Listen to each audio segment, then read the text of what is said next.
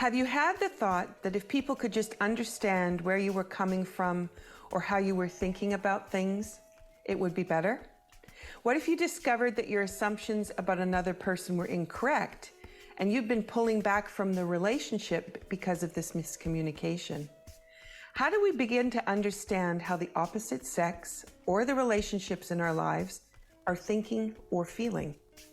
My guest today, Barbara Cole Salmeron, is a relationship illumination specialist who thrives on providing a roadmap for communication between the sexes, with friendships, and with colleagues.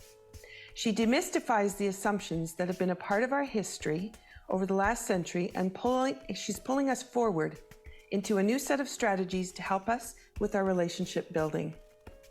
Barbara is more than just a talk therapy kind of coach, but rather someone who understands the energetic connection that people make, and she uses tools such as gongs and frequency, as well as energy tools to open a flow of communication and comfort for building thriving and enriching exchanges. You're listening to Be Well with Michelle Greenwell. This is sponsored by the Cape Breton Tea Company and Dance Debut Inc. Please welcome Barbara Cole Salmeron to the show. Welcome, Barbara. Thank you for coming. Thanks, Michelle. Happy to be here. So before we begin our conversation, I want to get the intention started for our listeners. So from my affirmations for the body and biofield deck, which you can find in the shop at dancedebut.com. I'm just holding up the card for those on the podcast who can't see. It's a black card and it has the picture of a ribbon of color on the front. And the image that was created by Tanya Levy is about child and baby. That's how she describes it.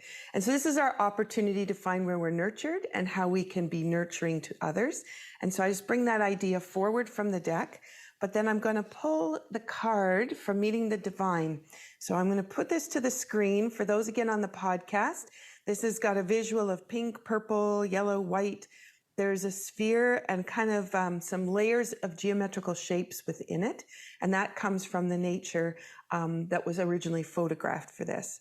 So this is for the chakra, chakra 12, which is in the auric field, the outside edge of who we are. And it's in relay 3, which is our relationship to how we receive information outside of ourselves and then bring that in towards us. And the affirmation is, miracles happen every day in every way. Invite miracles to your dinner table and then feast on the bounty of the harvest. So as we talk today with Barbara about the skills that she has, the way that she communicates with people and helps people understand communication, if you think about those miracles that you could start to create at your dinner table in conversation, in activities that you do together, we hope that this will expand then the energy that you're starting to feel and sense for yourself. Okay, any comments to that, Barbara? Beautiful. I love those cards. I'll need to get those decks. I don't have those yet. Those are beautiful. And the deck there's 4 parts to it. So we can go into we can go right into the body, or we can come to the outside into the biofield, which is really fun to play around with. And all of the pictures on it are pictures of nature. So we're always grounding in those 5 elements, bringing everything around into fruition. Okay, so Barbara, did you bring a cup of intention, a mug of tea today? I have one right here. Yep. All right. And it says, I love my cat. They may make an appearance because they don't often leave me alone when I'm doing these interviews. So we've got 3 of them here. Oh, lovely. And what kind of tea do you have inside that mug? I have this morning decaf chai. That's one of my favorites. Mm-hmm. Is it a spicy? Yeah, it's got those warming chai spices. I like that in the morning. Helps me feel cozy and warm. Perfect. And today I was in thinking along that similar warmth kind of feel. So I went to one of the black teas that comes from the Cape Breton Tea Company, and this is Marvelous Miss Maple. And it is a black tea, but it's been mellowed with hints of honey that comes from the honeybush plant. Mm-hmm. And so I always like to think about that one for that same nourishing kind of effect. And then you have the feel of maple syrup. And for those people that could be listening from places where they can't get maple syrup, that's a hot commodity here, especially after the last rainstorms that took out some of our maple trees. So we just, it's a golden elixir, and it's highly valued, the maple syrup. And I chose today, I was thinking about you, Barbara. So a friend of mine had given me this cup, which has bachelor buttons on it. And I talked about it on one other episode, but the bachelor button was a flower that men used to put in their lapels to tell women that they were available. And so that's how boutonnieres came to be for weddings. So anyway, I was thinking about you in relationships and understanding the other side. And I was thinking, okay, this might be the cup to start that. So I say cheers to you. Thank you so much for coming on the show. Cheers. And I hope that the people that are listening have made their cup of tea.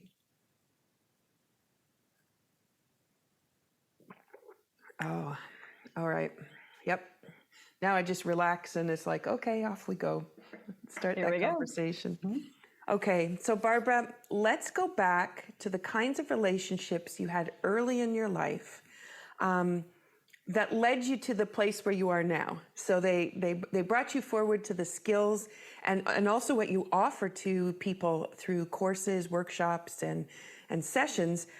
What is it that started for you to say, this is not the direction I want to go? Well, it was back in 2014 that I suddenly realized that I had just experienced an entire decade of short, failed, painful relationships.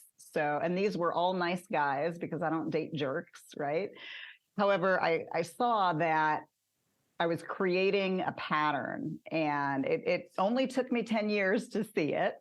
And when I looked back, I saw that all of these relationships were lasting only 3 or 4 months. And then I would decide that, okay, he's not the right guy for me. And I would just break up with him, usually blindsiding him because he didn't know there was anything wrong.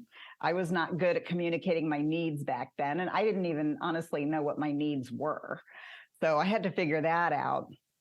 And the other pattern that I saw emerging over these short relationships over the decade was that I was consistently becoming either the masculine or the mommy in my romantic relationships with men. And I didn't want to be either of those things. And really that, along with my Midwestern work ethic, took a toll on my health. And I was in the depths of adrenal fatigue.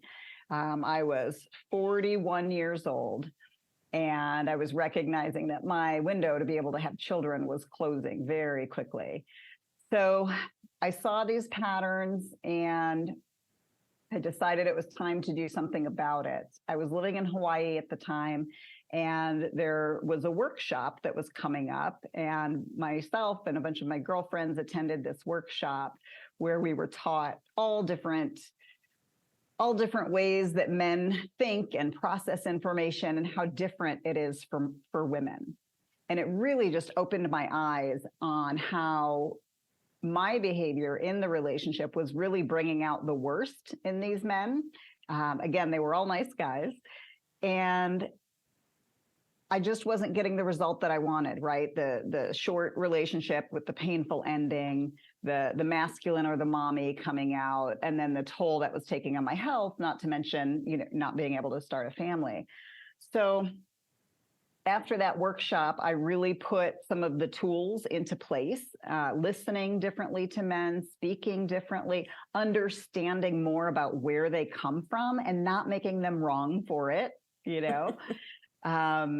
It's a little bit like sometimes with our expectations, they can, especially if they're invisible expectations, if we haven't communicated them, then it can be a little bit like asking a horse to meow.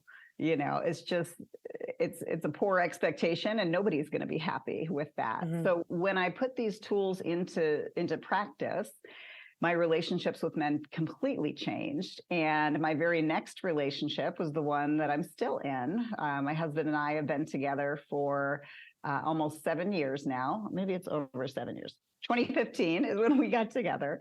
And this relationship is full of love and intimacy and respect. I feel supported and appreciated, and he feels honored and respected. And it's the best relationship either of us have ever had. So I would say that this material works. It worked for me, and I know it's worked for lots of others as well. Wow.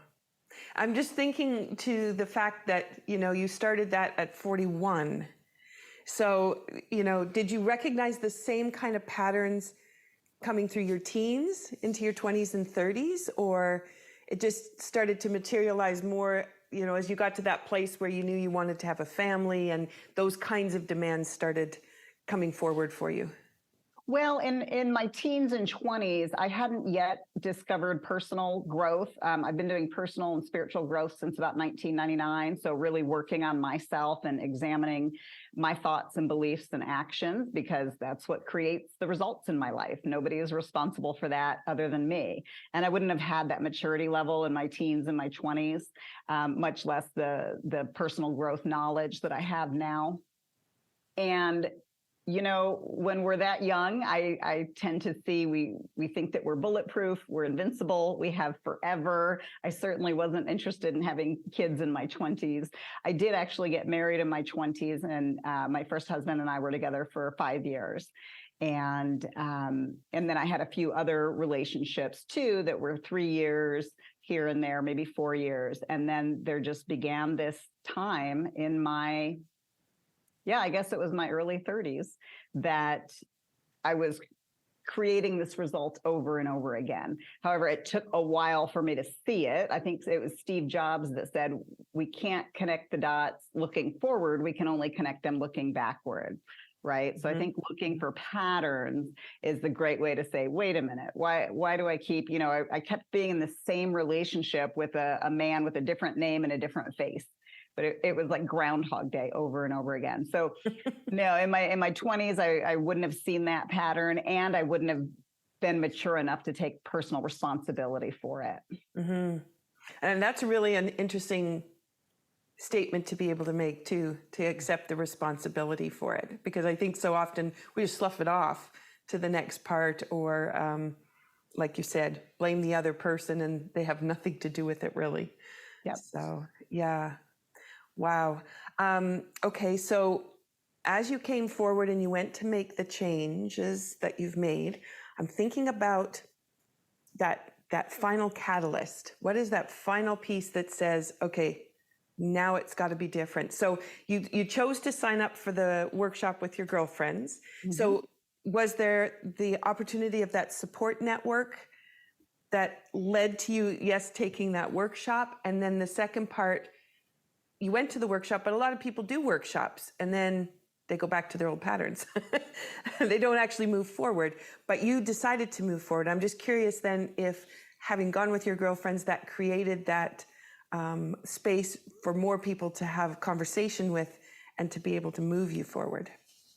Absolutely. My network when I lived there, again, I was living in Hawaii at that time, and all of my friends were into the same personal and professional development work that I was into. So we were good at coaching each other and being able to hold up the mirror and say, wait a minute, if you keep creating the same result, you're the common denominator in your life. So we can't really point to outer circumstances and blame it on that. So it was great to have that support network and to be able to have people to process that with as well. And the urgency for me is I was 40, 41.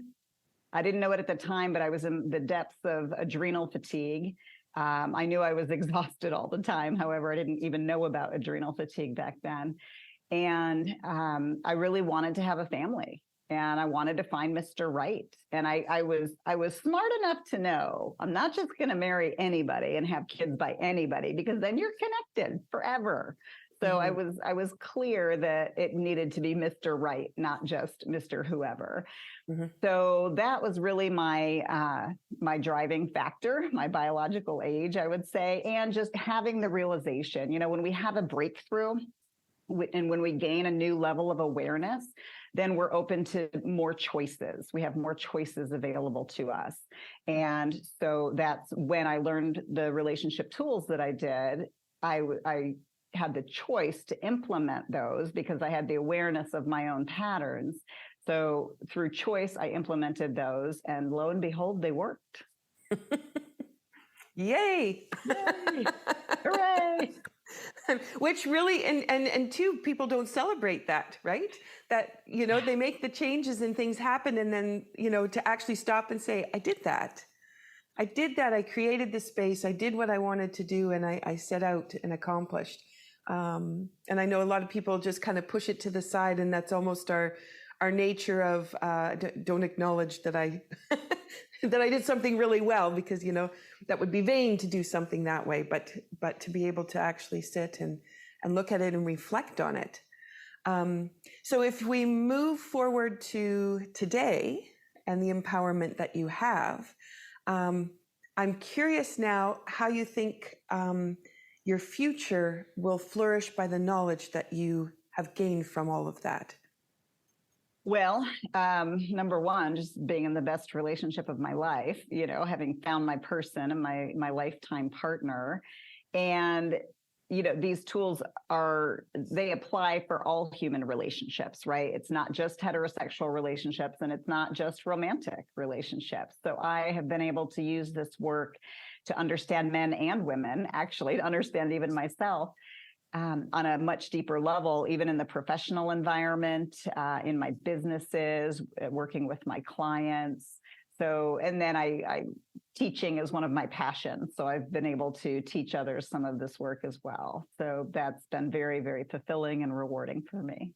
Oh, it's beautiful. And do you have children now? I have two amazing stepkids. Mm-hmm. And I came into their lives when they were in high school, and now they have completed college and they're out on their own and they're in great relationships and they're doing their first real job out of college things. So they're great. Actually, my stepson earlier this year got married to his college sweetheart. They own a home. So they're doing amazing. And my stepdaughter is finding her way as well. She's dating an amazing guy and is in her first post-college job. So I wasn't able to physically have children of my own because of the adrenal fatigue and because of the age situation. However, I'm completely satisfied and looking forward to some grandkids. That's beautiful. And that's a whole other relationship walk, which is also there's no manual for that. So I look forward to what you bring forward from that with your experience. So you do coach others and you help them to understand the tools that they need. Do you want to talk a bit about what your program looks like and what people can look forward to with the knowledge you have? Yeah, well, thankfully, my husband got into the personal growth work as well, and I introduced him to my mentor with the relationship work, and he was so supportive that when my mentor announced that she was for her final year, her name's Allison Armstrong, by the way. She's amazing. And it was back in 2018. She was doing her final year of her mastery program, which allowed us to get certified and licensed to teach and speak and write books and do whatever we want with the material after making it our own and doing our own research interviews. So I spent a year doing that. And then we all talked her into please doing one more year. So I spent another year doing another set of mastery. So I spent 2 years in that program with her. And what I did with that is I created these master classes that are online, these videos, and they are 16 very different topics. Some of them are about empowering women. Some of them are about empowering men. However, you learn a lot about both genders because the brain learns by the perception of the difference. Right. So when we can see the contrast and the difference between how wildly different men and women think and behave and what their needs are, then we can learn about ourselves as well as learning about them. So my husband was hugely supportive in me going forward with that path. I didn't know I would be going down that path. and it's just been so enriching. So I've got my master classes. I'm working on my book, my first book, which hopefully will come out this year. I'm working on getting it back to the editor now. And I also do coaching. So really, I don't have a specific program set up at this time. I only take on a few coaching clients at a time because I travel a lot. So I make sure to keep that at a manageable level for me, at a sustainable place. Mm-hmm. Mm-hmm. And so when people come to you as a one-on-one experience, I'm curious about that because my preference is group settings, because I like the magnification of what happens in a group. So when someone comes to you to work on relationship one-on-one, do you want to talk a little bit about what that looks like? Because that takes them out of the context of communicating in a group. So how does that approach work? Right. So I do group coaching as well. And the one-on-one coaching is typically what I see in my clients. It's for singles or for couples. And so, for example, if it's a couple, then I would meet with each member, of the couple privately. And again, this doesn't have to be heterosexual only relationships. It could be any gender, any relationship structure. And meeting with them individually, finding out where they're at, where their needs are not getting met, helping them decipher what their needs are, because honestly, like most of us don't know what our needs are. And then bringing them together and teaching them different ways to communicate, and even specific words and phrases to use that are important to the opposite sex that we never even think of, because we're looking at the world through our filter. I'm looking at the world through my filter as a female. I never knew the things and the words that were more important to men. So now I do, and that's part of what I teach my clients, and I coach them. I give them lots of tools to be able to enhance their communication, figure out what their needs are, and then encourage each other to meet each other's needs, which men are more than happy to do when we can just ask for it. And that's something that women don't know. Wow. Yeah. And asking the right question. Mm-hmm. Yeah. Because I think a lot of us just go merrily along thinking we've asked the right question. Or I know you've talked about the subtleness, right? Trying to bring subtleness in doesn't work. People don't get subtle. No. Well, men, especially the male brain. So the male brain and the female brain are different. In fact, those are two amazing books that I incorporate into my work a lot. They're by Dr. Luann Brizendine, and it is called The Male Brain is one book, and The Female Brain is another book. So for people who are into the science and also want an entertaining read, I highly recommend those two books. So the subtleties. Now, I did a Valentine's Day interview on CBS one year. Don't, get what you want for Valentine's Day, ladies. Stop giving your man hints. Men don't pick up on the hints. They much prefer direct communication. And so if we can communicate in a way that they can hear it, then we can get our needs met and we can be happier. So that's what works. Beautiful. Why do you think it would be important for people to even go down this avenue? People have been married for a long time. They say, oh, I know my spouse, we're celebrating 35 years or whatever. And how much more could I learn about this person?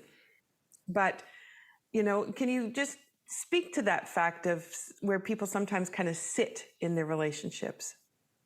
Yeah, sometimes when we're in a relationship for so long, yes, we might know that person in and out. However, do we really know how their brain works, especially when it's the opposite sex?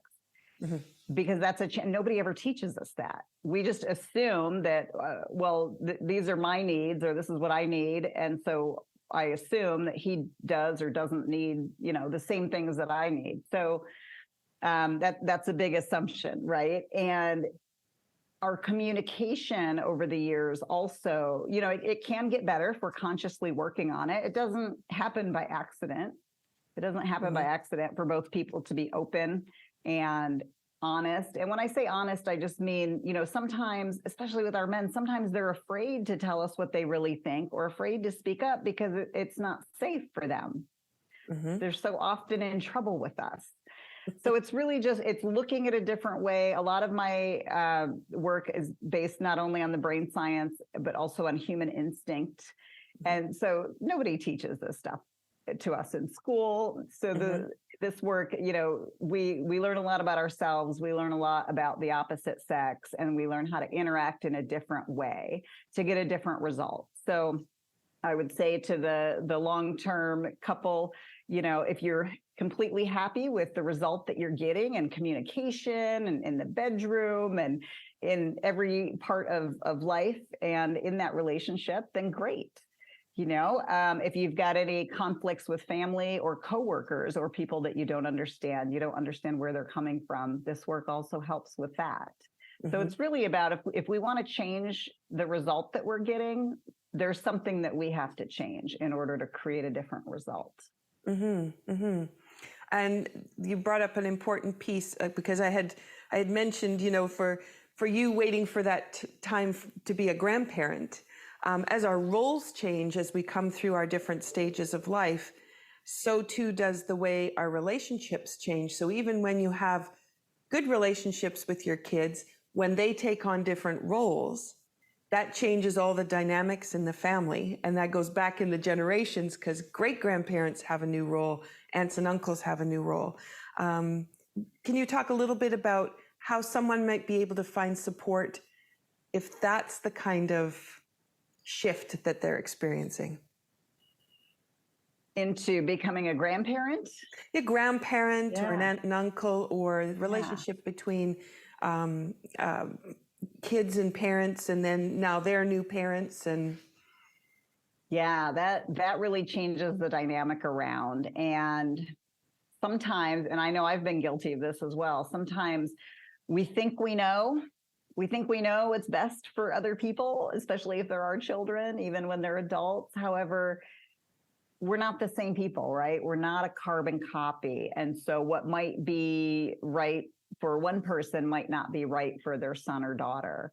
And so really honing those listening skills, knowing where people are coming from, again, with our survival instincts. It's one of those things that nobody teaches us. However, once you see it, you can't unsee it. And then you start to see it everywhere. So then okay, when this person's snapping at me, there's some sort of a survival instinct that's being triggered. Of course, their life is not at risk. However, the brain is operating kind of on the caveman, cavewoman level when it comes to just wanting to keep us alive, helping us survive. And that's why the brain tries to protect us from anything different. Anything new feels dangerous. So anything that's the same is safe as far as the brain is concerned. Anything that's new or different equals danger. Well, the problem is if we stay in that safe zone all the time, it's not we're not living our best life. We're not growing. We're not expanding ourselves and our understanding of others. So every piece of the journey in life, certainly having children and going through that experience, we are learning and growing so much right along with them. So I'm a very growth forward person. I think that I know how much it's helped me in my life, and I love sharing that information with others as well. That's beautiful. And I love how across all the ways we interact with people, we have the opportunity to take that one set of skills in the one area maybe that we think is the challenged area, and then how it can trickle into all those other spaces. And we don't think about those relationships with colleagues or with groups that we belong to. That's just the way they are. And right. It's the way well, it's always been. For example, just a quick example, men and women experience respect. So every person experiences respect or disrespect in a different way. And so in the work environment, we could very well think that we are showing our boss or our colleagues or our team respect, and it might be the opposite for them. So until we sit down and have those conversations, that's a powerful conversation to have. Mm-hmm.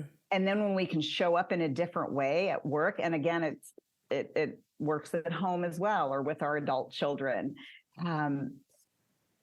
it can create a powerful conversation and just definitely a different dynamic.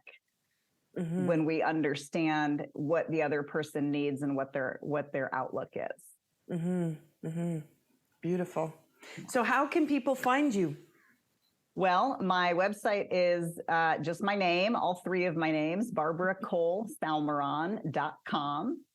And I've got a little pop-up there on my website, and I offer a free master class. I've taken my 16 master classes. I've taken some of my favorite pieces and put them together in a master class called The Top 5 Secrets to Relationship Success in just 5 minutes a day.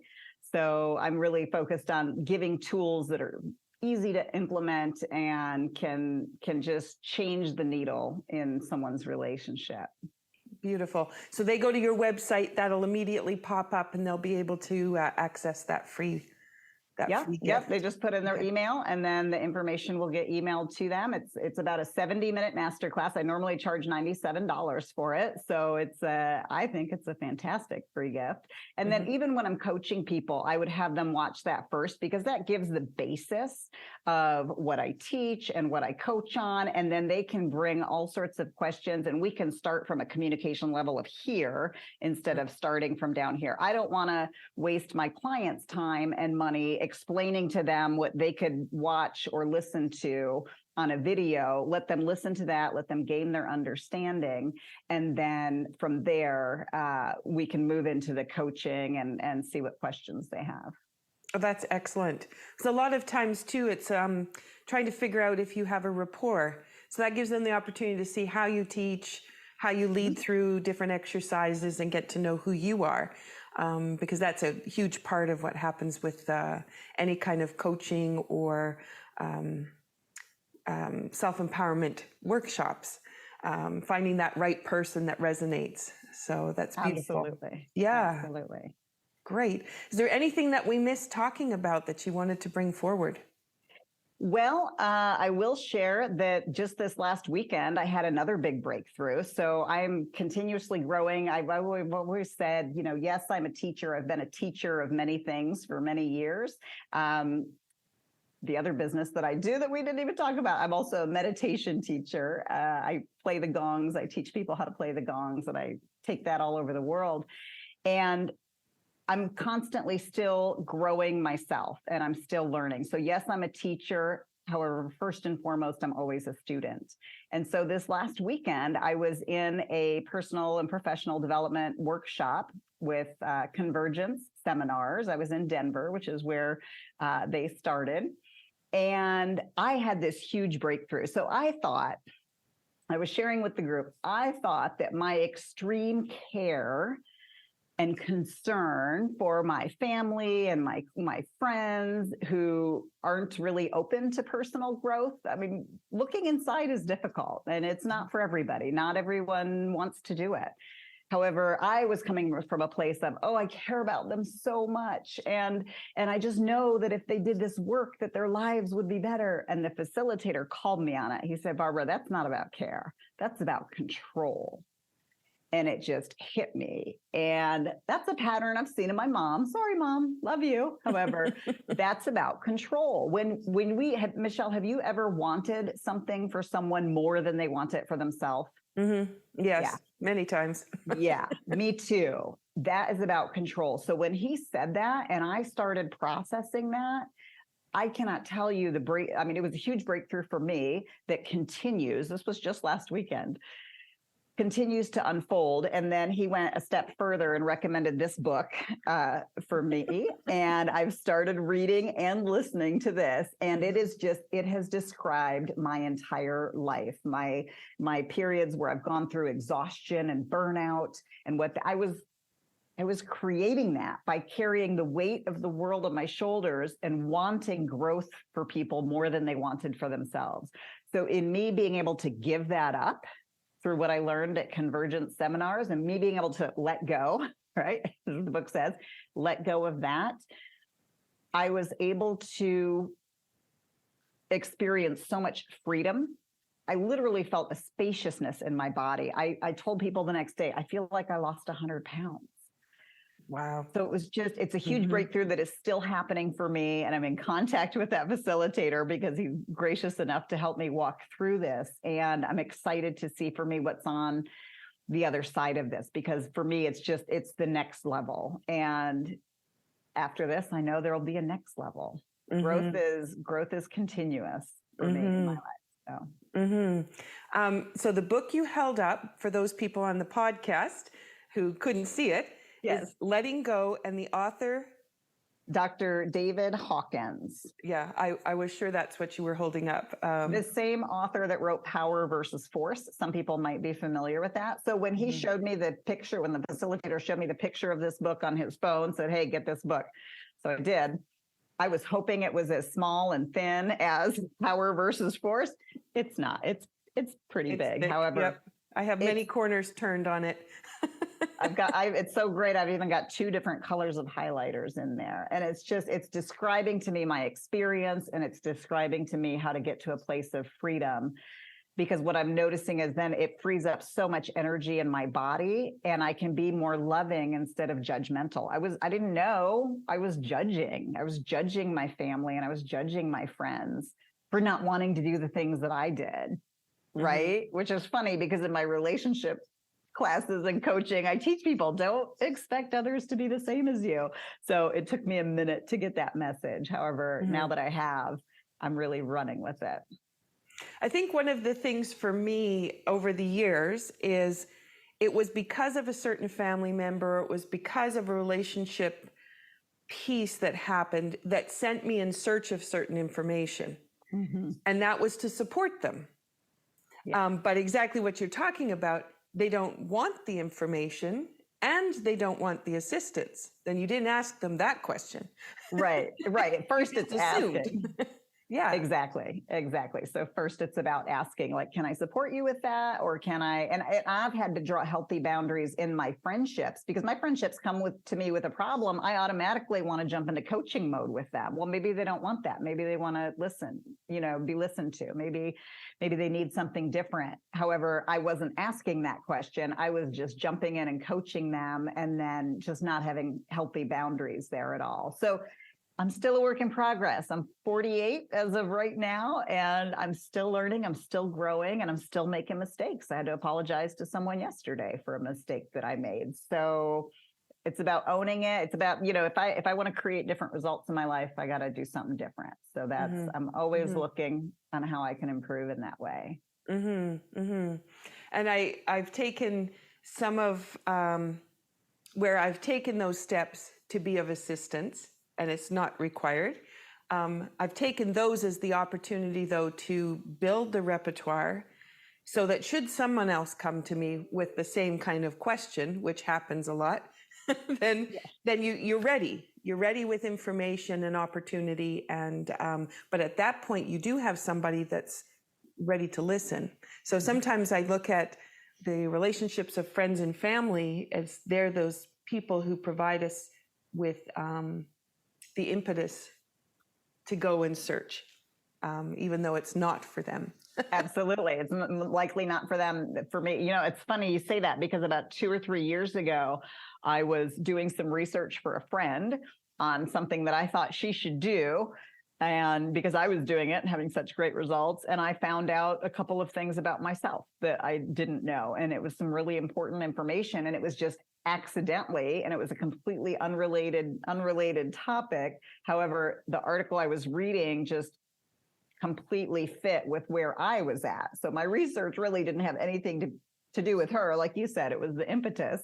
And that sent me on a whole nother path of growth and understanding my health on a different level.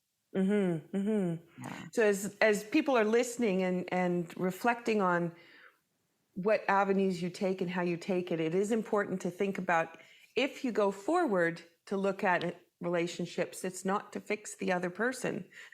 So it's not so you'll know more to help them, but it's really to bring it around to the other side and to take that time inside. Yeah. Absolutely. So Barbara, as we close up, do you want to suggest a movement pattern, either that you like to do every day or that you recommend to people as they're doing some of this work? Well, movement, it's so important to do something that you love, right? So for some people, that's dance. For some people, that is running. For me personally, I get recharged when I'm in nature.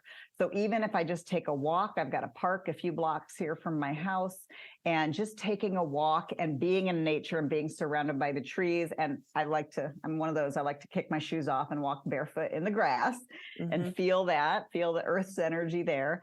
However, it's really important to just do whatever kind of movement works for you, and whatever we enjoy, we're more likely to stick to. So for me, it's kind of a double whammy because I'm exercising. If I'm going for a long walk, I'm amongst nature, and then I'm usually listening to an audiobook or a podcast as well. So it's the multitasking. So I'm really getting three things accomplished at once that boost my health and my energy and even my self-esteem or my knowledge base. Excellent. I was thinking about theme songs when I was thinking about you, and I was thinking about the programming and things. So for people that maybe have a theme song, or maybe they don't have a theme song, and it could be a nature song. You could just be listening to the birds. But you might also have that earworm that kind of pops in, that maybe that's a mantra that you live by, or choosing a song that has some phrasing in it that when you repeat it to yourself, it really starts to resonate. So my encouragement would be, go do the movement that makes you happy. Dance in the kitchen. That's a common one, particularly in Cape Breton, because a lot of us step dance in the kitchen. But if you're in the kitchen, being able to put that music on, maybe you have the opportunity that you're by yourself. You can bellow those words out loud and really bring the phrase in. So I would invite people to find that space that they can really let go and be who they want to be, and let the music and the song of nature come and sing in. Yeah. Absolutely.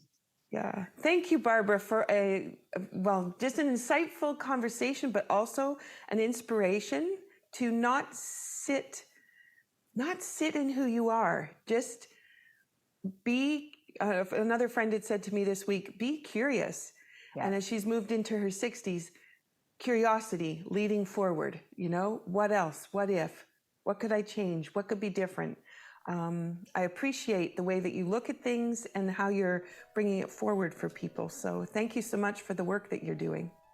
Thank you very much. I appreciate it. Thank you for having me on your podcast. And I hope that something that I've said benefits someone else, because that's what I'm here to do. So whoever's ready to pick that up, pick it up. Beautiful.